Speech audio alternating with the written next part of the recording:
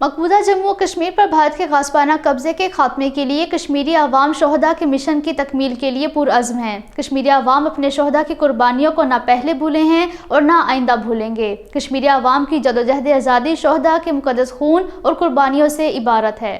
شہداء کی قربانیاں کشمیری عوام کا قیمتی اثاثہ ہیں اور اہل کشمیر شہداء کا مقدس خون رائیگاں نہیں جانے دیں گے۔ گزشتہ 75 برسوں سے جاری بھارتی مظالم کشمیری عوام کے جذبہ آزادی کو دبانے میں مکمل طور پر ناکام رہے ہیں۔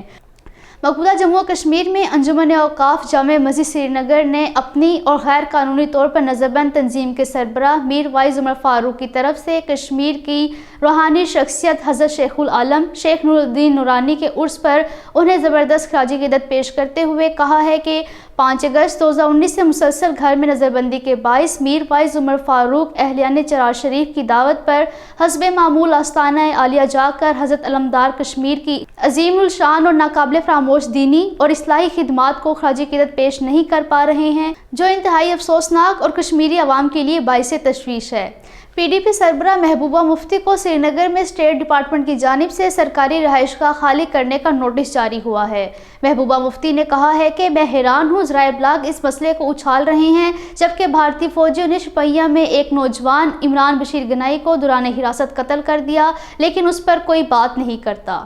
امریکی نمائندے ایڈم شیف نے کہا ہے کہ وہ یہ سن کر پریشان ہوئے کہ کشمیری فوٹو جرنلسٹ ثنا ارشاد متو کو پولیٹزر ایوارڈ قبول کرنے کے لیے بیرون ملک سفر سے روکا گیا ہے۔ انہوں نے مزید کہا کہ آزادی صحافت کسی بھی جمہوریت کی بنیاد ہے اور بھارت کو اس سے مستثنیٰ نہیں ہونا چاہیے۔ بھارت کے شہر میرٹھ میں میڈیکل کالج کی 20 سالہ مسلم طالبہ وانیہ شیخ نے ہندو ہم جماعت کی طرف سے ہراساں کیے جانے پر خودکشی کر لی۔ بھارتی ریاست جھارکھنڈ میں ایک معروف کمپنی کی خاتون سافٹ ویئر انجینئر کو 10 افراد نے اجتماعی آبروریزی کا نشانہ بنایا۔